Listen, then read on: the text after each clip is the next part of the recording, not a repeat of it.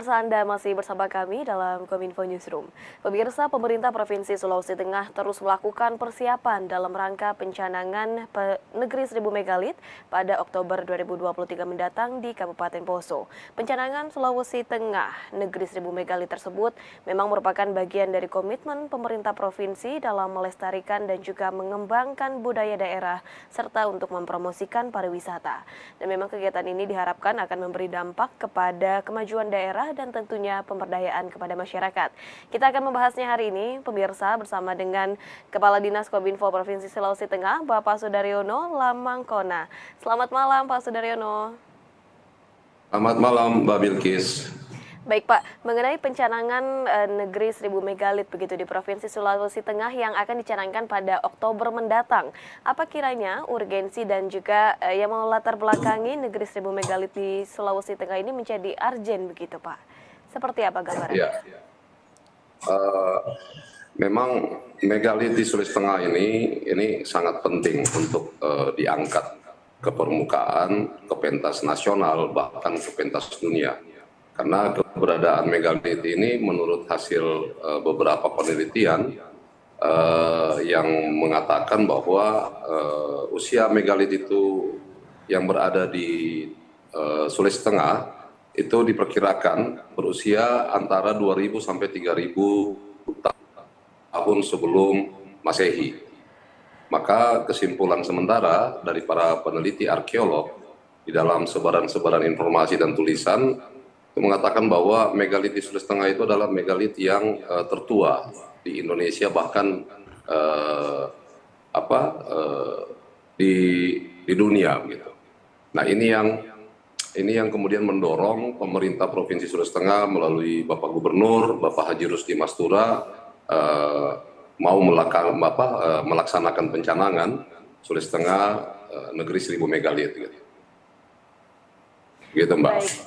Baik, di latar belakangnya memang diperkirakan yang usia mencapai 2000 Masehi dan bahkan ini dikatakan tertua di dunia begitu ya Pak. Ini pula yang mendorong pelaksanaan pencanangan ini untuk agar segera dilakukan yakni pada 10 Oktober 2023. Lantas sejauh apa persiapan yang telah dilakukan oleh pemerintah Pak?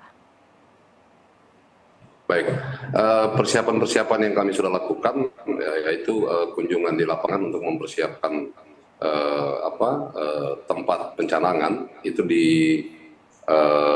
Lembah Bada, di tempat patung Palindo, patung yang terbesar, patung megalit yang terbesar yang ada di Sulawesi Tengah dengan tinggi kurang lebih 4 meter, sementara diperkirakan yang masuk ke dalam tanah itu kurang lebih 8 meter, 4 meter. Jadi diperkirakan tinggi patung itu 8 meter dengan lebar 1 meter 46, hampir 1,5 meter gitu.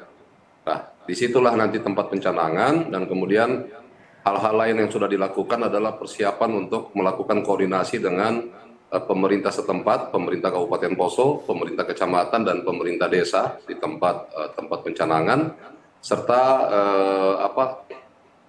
memberikan publikasi dan informasi terkait dengan informasi tentang megalit itu sendiri. Baik, sehingga sejauh ini memang telah dilaksanakan upaya untuk semakin menyemarakkan pencanangan ini, salah satunya ialah dengan terus menggencarkan sosialisasi dan juga publikasi seperti yang saat ini kita lakukan juga begitu ya Pak Kadis. Dan untuk agenda pelaksanaan pencanangannya sendiri seperti apa Pak? Akankah dihadiri oleh Bapak Gubernur begitu hingga Presiden, seperti apa gambaran acaranya? Ya, pencanangan ini direncanakan akan Bapak Gubernur, tetapi Bapak Gubernur juga sudah mengundang secara langsung kepada Bapak Presiden, Bapak Jokowi, pada saat Bapak Presiden melaksanakan kunjungan kerja di Kota Palu, di Sulawesi Tengah beberapa waktu yang lalu. Dan Bapak Presiden bersedia untuk hadir, jadi kami lagi menunggu konfirmasi untuk fixnya jadwal dari Bapak Presiden, dan kemudian pemerintah Provinsi Sulawesi Tengah juga telah mengundang Menteri Pariwisata dan Menteri Kebudayaan, Menteri Pendidikan, Kebudayaan, Riset dan Teknologi itu juga diundang, dan keduanya menyatakan siap untuk hadir berkaitan juga dengan pelaksanaan Festival Danau Poso. pada tanggal 10 Oktober. Nah ini yang rencananya pada tanggal 28, pencanangannya pada tanggal 28 itu rencana awal yang dirangkaikan dengan Hari Sumpah Pemuda, tapi kemudian dimajukan pada tanggal 10, itu dirangkaikan dengan acara kegiatan Festival Danau Poso yang juga akan dihadiri Bapak Menteri Pariwisata dan Menteri Pendidikan dan Kebudayaan.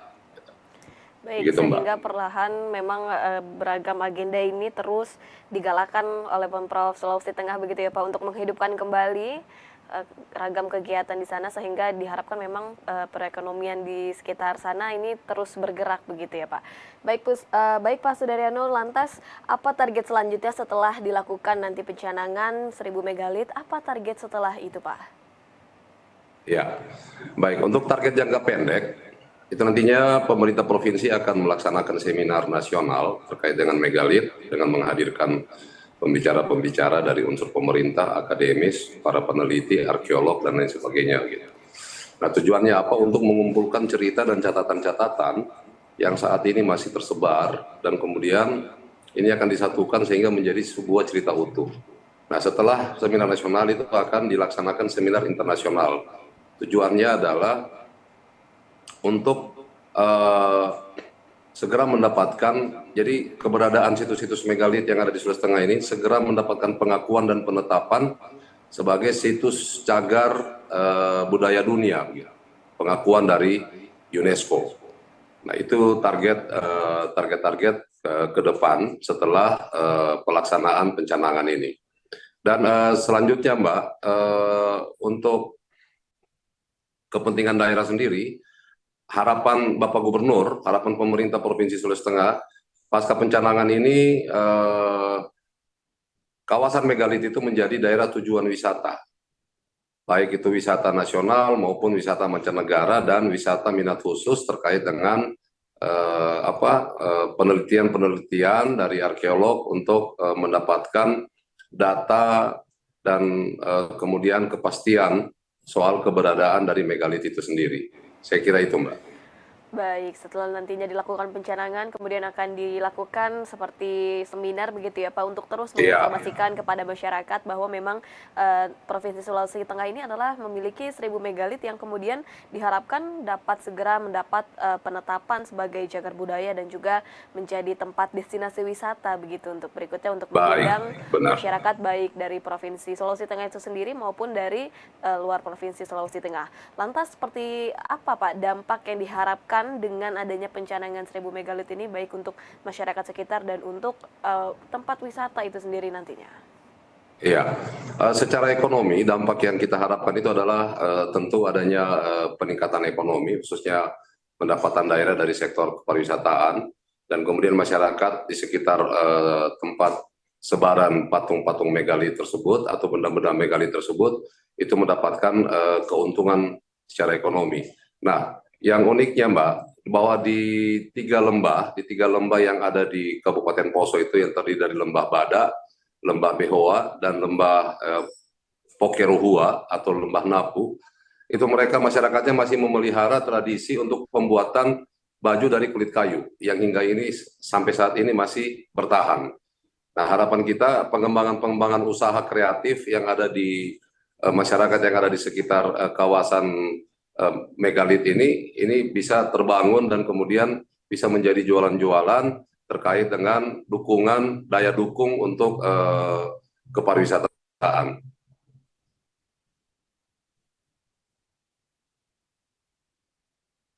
Tidak keluar suara.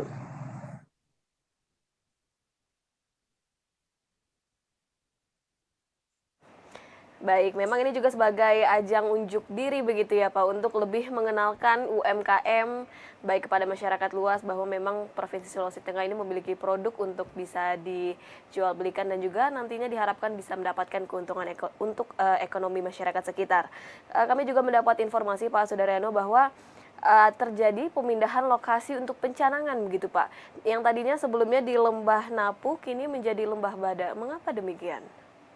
Ya, yang tadinya memang direncanakan itu ada di Lembah Napu, karena sebaran situs megalit itu berada di tiga lembah. Tapi kemudian karena ada satu simbol dari megalit yaitu patung patung Palindo yang berukuran besar, dan kemudian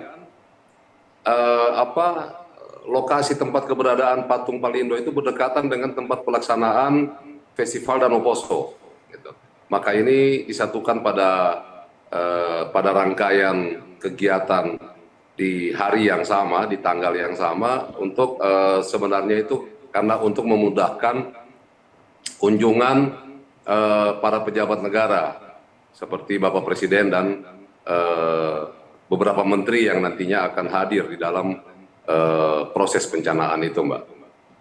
Baik, memang ini untuk memudahkan kunjungan para tamu undangan begitu ya Pak, karena memang ini berkaitan dan juga berdekatan dengan Festival Danau Poso yang akan segera dilaksanakan juga. Lantas apa langkah selanjutnya jika yang akan diambil oleh Pemprov mengenai lokasi situs megalit ini Pak? Apakah akan ada perubahan atau dibiarkan natural seperti ini saja? Pemerintah provinsi telah merencanakan pertama itu akan melakukan hubungan kerjasama kolaborasi dengan Kementerian Pendidikan dan Kebudayaan yang terkait dengan keberadaan Balai Cagar Budaya Provinsi Sulawesi Tengah yang ada di daerah kami, kemudian menyusun rencana aksi daerah, serta rencana aksi daerah ini yang akan dituangkan di dalam rencana aksi nasional dalam rangka upaya pelestarian dan penyatuan antara kawasan cagar biosfer Taman Nasional Lorelindo yang sudah ditetapkan oleh UNESCO dengan kawasan cagar budaya megalit yang akan ditetapkan oleh UNESCO. Gitu. Nah, jadi dari rencana aksi ini nantinya itu akan bagian dari strategi untuk pembangunan, pemeliharaan dan pelestarian kawasan cagar budaya terkait dengan zona pengembangan, zona inti, zona penunjang, dan zona-zona lainnya. Nah, ini juga penting agar nantinya kawasan megalit ini memang benar-benar dipersiapkan untuk menjadi destinasi wisata gitu. Baik, memang diharapkan kolaborasi terkait cagar budaya ini tentunya nanti juga akan ada kegiatan menyusun rencana aksi nasional untuk dalam rangka pelestarian cagar budaya. Terakhir Pak Sudaryono, apa harapan dari Pemprov, terutama dari Kominfo Provinsi Sulawesi Tengah untuk pencanangan ini seperti apa Pak? Ya, yang pertama tentunya kami berharap pencanangan Sulawesi Tengah Negeri 1000 Megalit ini mendapat dukungan penuh, bukan hanya dari masyarakat Sulawesi Tengah, tapi masyarakat secara nasional, Nusantara. Gitu. Karena ini terkait dengan kepentingan, bukan hanya kepentingan Sulawesi Tengah, tapi kepentingan nasional apabila kawasan megalit ini ditetapkan menjadi kawasan cagar budaya dunia gitu, oleh UNESCO. Yang berikut harapan kami ya tentunya pemerintah pusat itu tidak hanya membiarkan pemerintah provinsi Sulawesi kabupaten serta pemerintah kecamatan untuk bekerja sendiri, tetapi kita bisa membangun kolaborasi yang lebih baik ke depan dalam rangka pembangunan kebudayaan di Indonesia. Yang berikutnya lagi harapan dari Bapak Gubernur Sulawesi Tengah Bapak Haji Rusdi Mastura, kiranya pasca pencanangan ini situs megalit ini bisa menjadi bukti bahwa sumbangsi peradaban dunia dari Indonesia itu berasal dari Sulawesi Tengah. Ini bisa dibuktikan dari keberadaan benda-benda megalit yang ada di Sulawesi Tengah. Saya kira itu, Mbak. Baik, diharapkan memang setelah pencanangan untuk Negeri 1000 Megalit ini dapat dukungan penuh baik dari masyarakat yang ada di sekitar wilayah Provinsi Sulawesi Tengah maupun secara nasional, karena memang ini hajatan nasional begitu ya Pak kalau bisa dibilang. Iya. Dan ini sebagai pembuktian bahwa memang Provinsi Sulawesi Tengah ini memiliki sumbangsi terhadap perkembangan peradaban dunia. Terima kasih banyak Pak Sudaryono telah bergabung bersama kami dalam Kominfo Newsroom malam hari ini Pak. Terima kasih banyak, salam sehat selalu dan kita akan nantikan bersama pencanangan 1000 megalit tersebut. Terima kasih banyak Pak Sudaryono. Terima kasih. Dan pemirsa, kami akan kembali dengan informasi lainnya. Tetaplah bersama kami dalam Kominfo Newsroom.